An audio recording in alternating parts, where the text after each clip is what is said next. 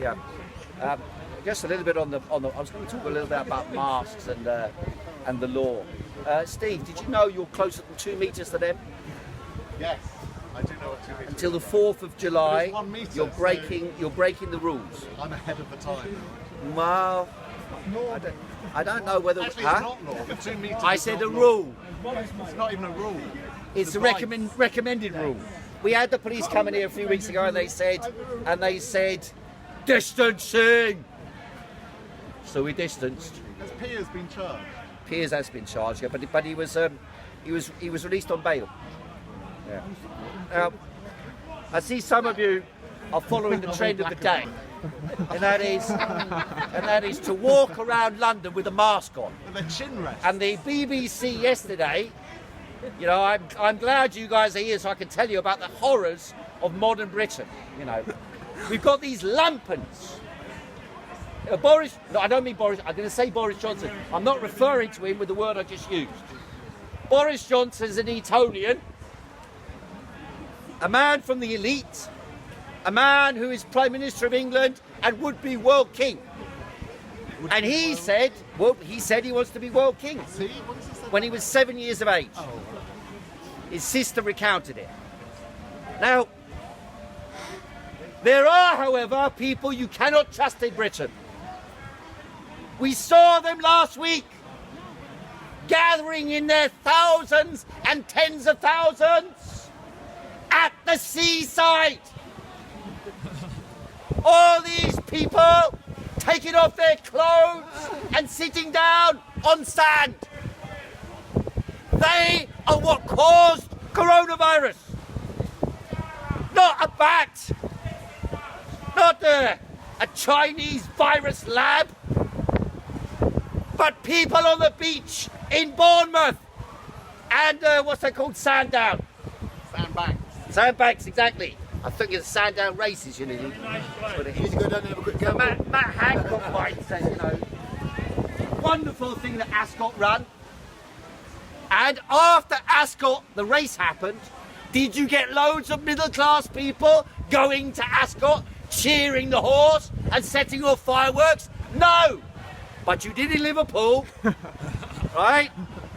Because the Liverpool plebs cannot be trusted with coronavirus. All they want to do is spread it. Spread.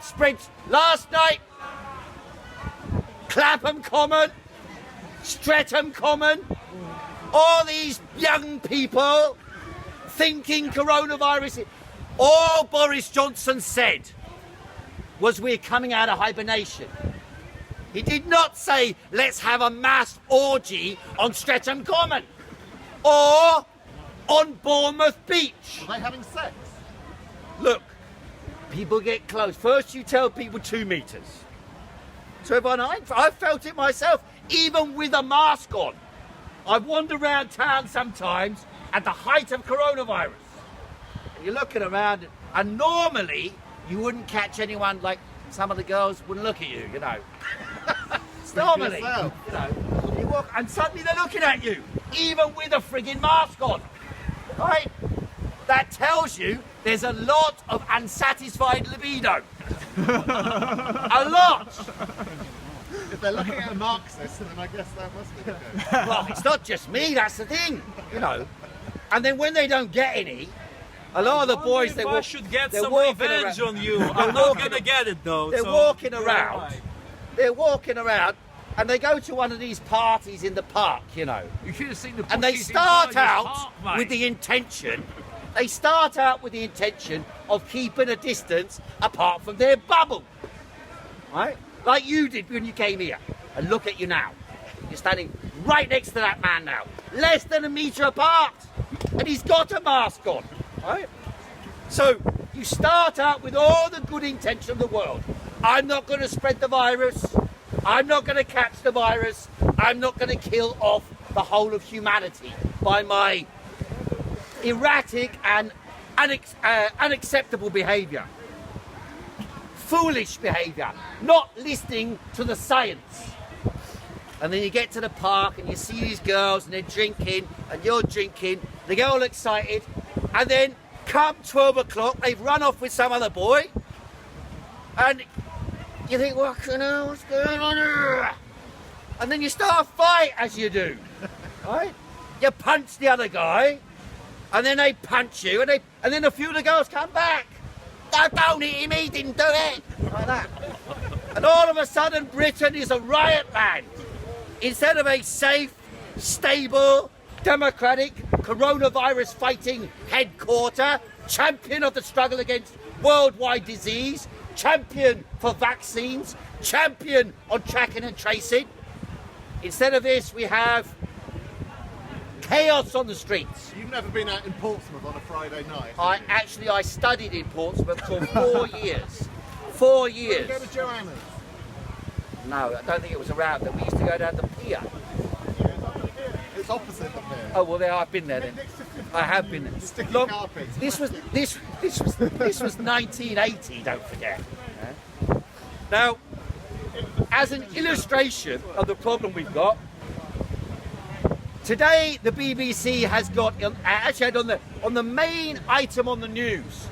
It had a piece about Brits able to go on holiday, and they had a picture of one woman and one man with their beach with their bikini and swimsuit on, and sitting on the beach on their own with masks on. On an empty beach. I made a post. Don't forget, the BBC from January until June the 15th was siding with the government, which was saying wearing a mask is a bad thing. Don't wear masks. We need all the masks for the medical staff. And if you wear a mask, it won't protect you from anything. What do these people know? Now, they said, I took a picture of these two people on the beach in the middle of nowhere on their own. And I posted, BBC warns that Robinson Crusoe can catch coronavirus unless he wears a mask on his island. Because that's the type of madness they're trying to promote. Utterly foolish, schizophrenic nonsense they're promoting about the disease, how it's spread, how they're fighting it, how they're tracing it, how they're tracking it, how they're organising to defend the interests of the people of Britain. Now they've got the madness, where we've got the government saying British people are going to make holiday from the 6th of July. Now the main story is that, because there's no more government briefing. So from 6th of July, we're going to make, you hear what they heard? Bridges, air bridges. But some countries are not going to be allowed to come to England. Some countries. Now, they pick, what country do they pick? Portugal. Portugal's got less than 1,000 dead. I think it's like, check someone please, 150 or something like that dead. What about the United States A couple of thousand cases. And yet, Britain had 2,400 cases yesterday, and they're turning around to the Portuguese, who've had less cases, probably in the whole period than Britain, in a week. And they're saying the Portuguese can't come. Will Americans What sort of be allowed to nutcases come? are these Will people? Americans be allowed to come? Now you've got people wandering around London. I saw some guy the other day, he had a mask pretty much like this. He said, well, I need to get onto the bus. So I said, that mask is not much good, is it? He goes, I need to get on the bus. Then you see these people walking around, more and more of them now. We've even got some in the meeting, no insult to them. You're walking around like this, with a mask on, down the street, at night time, on their own. So why am I making fun of this? Because it shows what utter idiocy and lies the government has been promoting from day one. Misadvising, lying, misinforming, and deliberately, or if you like, by utter incompetence, spreading the virus around the country until 65,000 people have died so far. 65,000.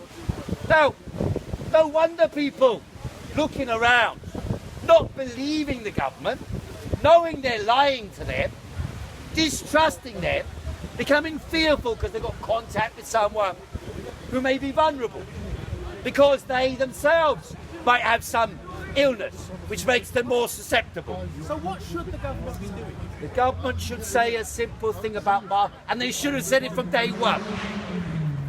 One, all medical staff in all hospitals, all dentists, all doctors' practices should wear masks, and all cleaners, because this is a medical environment. It needs to be clinically clean, to have no disease or virus which can spread within it. The largest proportion of people in Britain caught the virus were caught it inside hospitals or in care homes. So they didn't seal off and protect those who needed protecting and sealing off. Then they said, don't wear a mask. Because maybe, this is what they said, they actually said it. They said, if you wear a mask, maybe you'll fiddle with it. And when you fiddle with it, you might touch your mouth. And when you touch your mouth, you might infect yourself with the virus. That's what they say. Now, here's a controversial point that my scientific friends may disagree with me. They're welcome to their opinion. But I have looked into this now through all the scholarly articles I could find, through all the search skills I've learned through 40 years, no, not 40, 30 years of using the internet, through all those skills I've learned and through doing a PhD, I've investigated this question to the degree I could, and you will find that every document that tells you that you can catch coronavirus by touching something and then touching your mouth, every document is not based on scientific facts about this coronavirus. They're based on speculation from SARS-1, where they found in a few cases, there were only 8,000 cases of SARS-1 anyway, but in a few cases they found that you could catch it off what they call formite. In other words, off an inanimate object, and then you somehow touch your eyes, your nose, enter the mucosa in the mouth, because it has to enter the back of the throat or deep into the lungs. Now, in actual fact, proven cases of transmission, there was one cited this morning in a medical journal about a case where people supposedly transmitted it from a lighter they were sharing. That's the only case I've seen to date, even though that's not proven, that's alleged. But the idea that you can simply catch it in the open air, anywhere you go, unless you have a mask on, is bullshit. Second thing, of course, if you're unlikely to catch it from formites, or from shaking someone's hand, or from touching an object, if you're unlikely to do that, then it also means that this whole thing about wash your hand 20 seconds saying happy birthday was bullshit as well. Bullshit as well. Now, I'm not saying in a hospital or a clinic or an environment where you're looking after elderly, susceptible patients, you should not be doing that. You should. But you see people, again, I went to the beach last week. Yes, I'm one of the lumpers. I went to the beach, and when I was on the beach, there were people on the beach. They went into the sea. And when they come out of the sea, they get out their fucking hand sanitizer and start whopping their fucking hands. It's ridiculous. They're making people insane. That's what they're doing. They turn around and say, look at all these trouble-making lunatics on the beach. Look at all these irresponsible kids in the park playing music. Now they're saying the pubs are going to open on the 4th of July. Liberation Day. The pubs are finally going to be open again. Now, however, Boris Johnson and Matt Hancock, not once not to take the piss, to make you a little bit more mentally insane than the situation is already created, they passed a special regulation.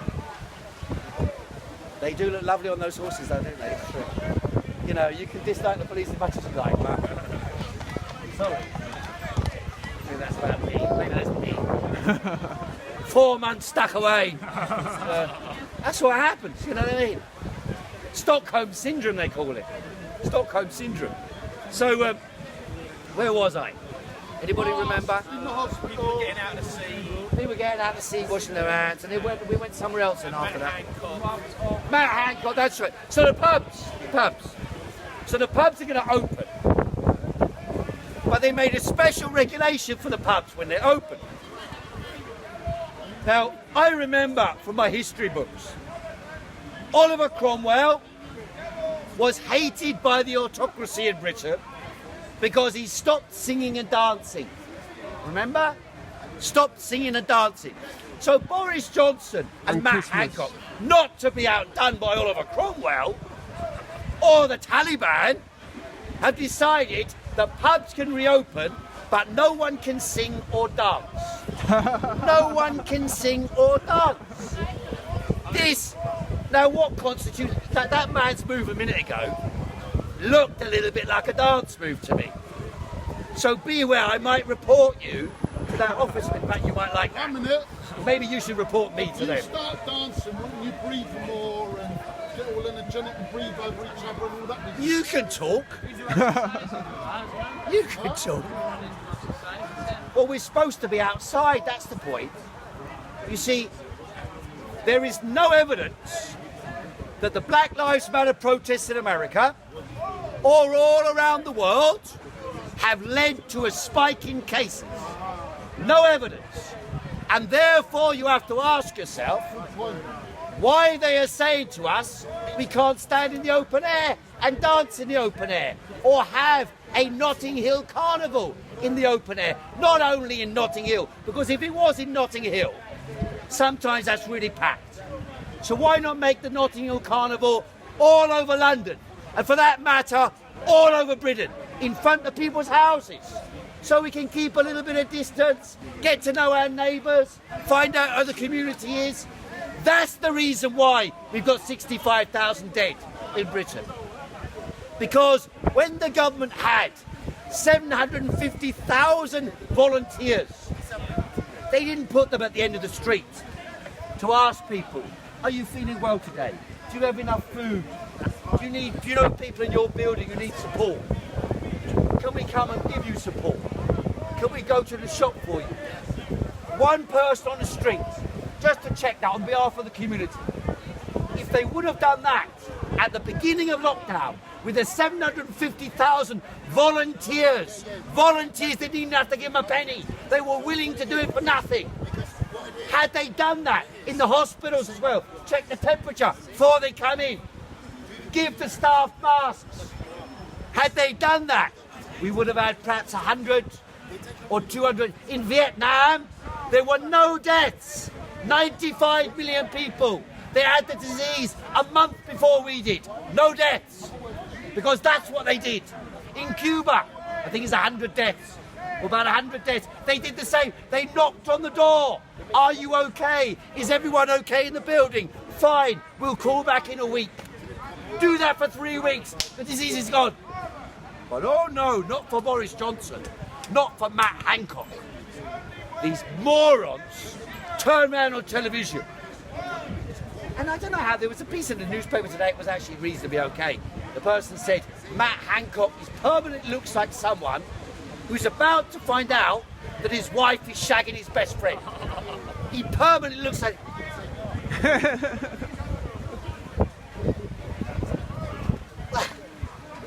We were always informed by the science.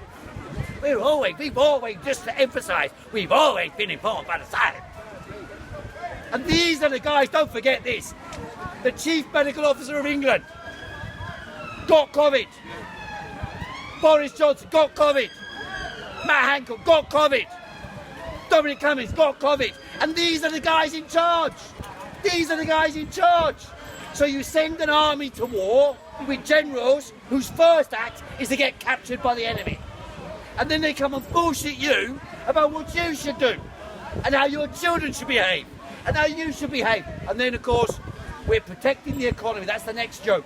You think oh, maybe they were really incompetent with the virus, but they're going to be great with the economy and the politics and Brexit and the future of Britain. They're going to be great at that.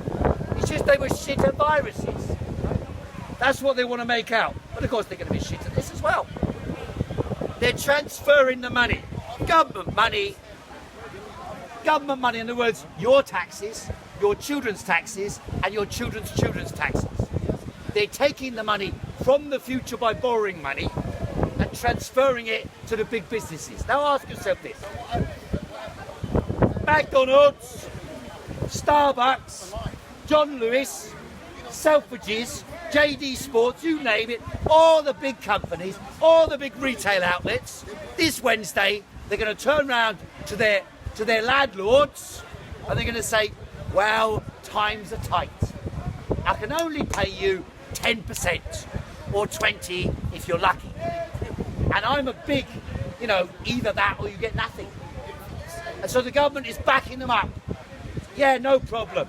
Don't pay your rent, don't pay your rates, and here's £50 million as a subsidy from the government to keep you in business. Keep Richard Branson operating, keep his island safe. And then, when an ordinary person can't pay their rent, 23rd of August, courts are going back. Courts are going to be, yes, you should have paid your rent, but you refused to pay it. You wasted on going to Bournemouth, hand masks and sanitizer and toilet paper. Eviction in 5 days' time. That's the reality. For the mass of people, we will be on the receiving end of an attack on living standards, wages, conditions, employment. Meanwhile, these morons, they're opening up the whole economy. Have they studied how you catch the virus? Have they? Have they studied what environment you catch the virus in? Have they? I went to the supermarket yesterday. All the time I've gone over the last few months to the supermarket, in fact, I went to the supermarket first, I gave them masks, they won't give a mask. But then I asked the guy, has anybody caught it in the supermarket here? He said nobody. Security guy, and I know the guy, he's been there all the time. So that's an interesting point as well. Some time ago, about 2 months ago, when the virus was still at peak here, I made a video here and I reported on some German studies which had shown that it's almost impossible to catch it inside a supermarket. The time period you're spending in a supermarket is not long enough.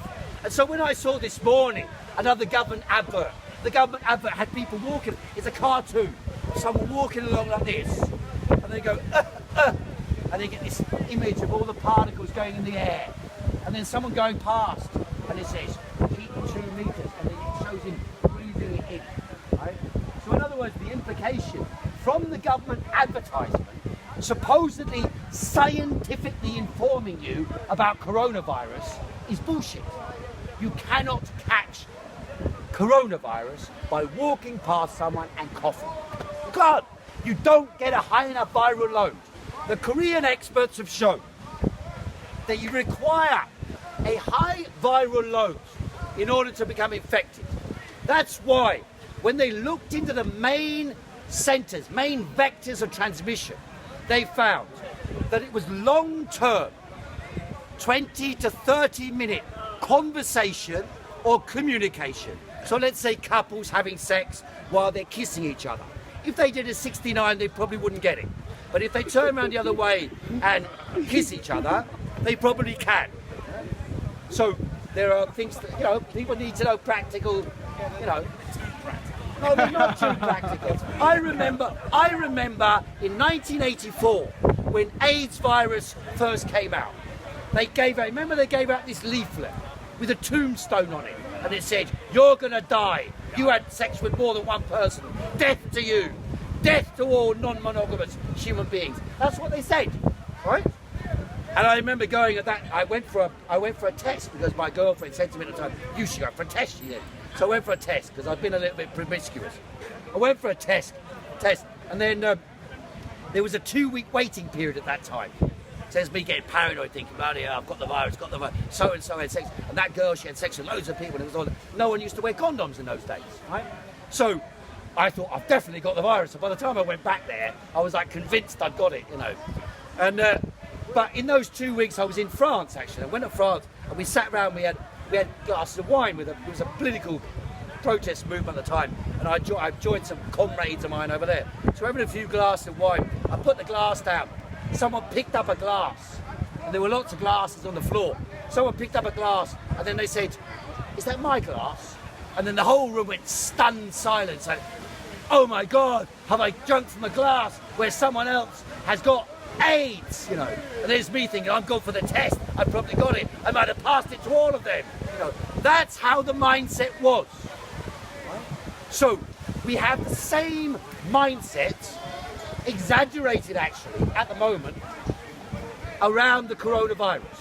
So what I'm trying to do is to make people, if you like, what we needed was not a bunch of idiots from the government claiming they're informed by the science when clearly they're not, or alternatively, when the science doesn't actually answer the questions that the mass of people need answered. What do they need answered? How do I avoid getting it? How do I protect my friends and family? And how do I guarantee I've got a means of living? And that's what people wanted to know. And instead they were given bullshit. Wash your hands, sing the song, 30 seconds, blah, blah, blah. That's what they said. That was the main message when the disease was spreading rampantly within society. And also when the lockdown came, as a consequence of the time when the lockdown came, a lot of the transmission happened because of the lockdown, because of the timing of the lockdown, because they'd already allowed it to spread widely. When people went back to their homes, they transmitted it inside their lockdown homes. That's why it kept on circulating weeks after the lockdown had happened. And that's why we've still got, or partly why, we've still got this massive number in Britain. More than 2,500, 3,000 infections per day happening in Britain. Not the official statistics, but the statistics. And then they said, you know, this thing I said about 2 meters. Walk past someone, you breathe out. I believe the viral load you need is about 5,000 parts per drop, or whatever, 10 micron droplet, something like that, in order to enter the lungs deep enough to infect the area, or the back of the throat, but then it's less likely to be transmitted deeper. So there's a chance that you get it back of the throat and not, or get a low viral load, in which case you'll probably just get immunity, so won't get seriously ill. Now, they don't explain these nuances to people. They make out, oh, you're too thick to understand. All you can understand is big messages. Keep apart from everyone. Don't call on anyone. Don't meet anyone. Create a bubble. We're all in bubbles. Wander around in a plastic balloon. And then wash your hands every 10 minutes, regardless of whether they're dirty or not. And then wear a face mask. Now, it's the 15th of June, wear a face mask. Right? So everything in reverse order. It's like, you know, you're a new lovers and you're having sex every day, and she's not taking contraception, you haven't had the snip, you're having sex 5 times a day, and then after 2 months she's not had her period. You go to the doctor and the doctor says, you say, I'm worried I might be pregnant. The doctor says, don't worry, use a condom. But she's already pregnant. So the point being that the mask policy in Britain was it was a mask, a cover for their own ignorance and stupidity. Ignorance and stupidity and their patronising attitude towards the mass of people. Everybody is thick, dumb and must be moved, nudged into doing things. They have something in the government called the Nudge Unit. The Nudge Unit was founded under David Cameron. Basically the idea is quite simple. It's all these middle class, Oxford, media, AI, Dominic Cummings gang idiots. And they all turn around and say, well, what we need to do, Prime Minister, is we don't tell people, for example, wear a mask. We tell them, maybe we should wear a mask one day. And then you slowly move it up as the weeks go by, and you then say, perhaps we should. And then you say, it's almost certainly accurate that we should. And then he said, you must, or you'll be arrested, right? And then if anyone doesn't wear one, then they had this idea at one point. They had this idea. The nudge unit, they actually had this idea. It was circulating in the government, where they would turn around and say they were going to run an advert. And it was when they first started out before my thing. So you're getting off an object, they said. So then they said, well, if you get it off an object, you don't wash your hands every few seconds, then you can transmit it. And the way you transmit it, of course, is because you touch your face. And then they were going to run a campaign. This is actual fact. They were going to run a campaign whereby they were going to encourage the middle classes to turn around to people whenever they touch their face and go, face! Right? Oh my God. They were going to do that. That's how mad these people are. They are medically insane. And they're trying to make all of us medically insane. That's the reality of what it is. Now, none of these things I say is a detraction from the actual crisis which exists, which is caused by their pathetic misinformation campaign.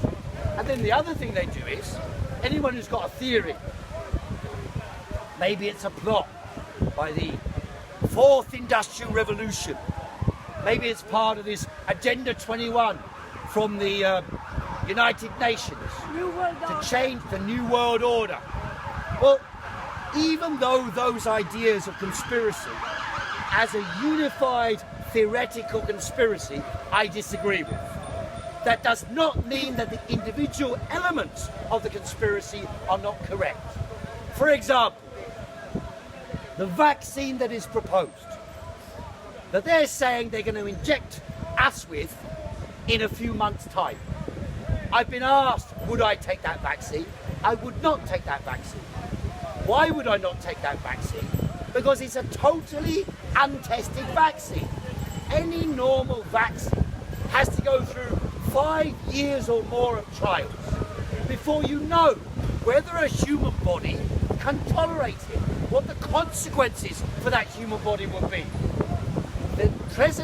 Normally what they do, you see, when they had the original immunisation against disease was invented in China, funny enough. It was against smallpox. What they found was, it was by experiment, they found that if you got smallpox, it grows into like pussy, scabby things, right? So you take a bit of that pussy scab. This is what they did in China for centuries. They took a bit of the pussy scab, they wrapped it up and put it in the nose of people who were not infected. Then they found that these people would not become infected. So a normal immunisation is to infect you with the disease itself.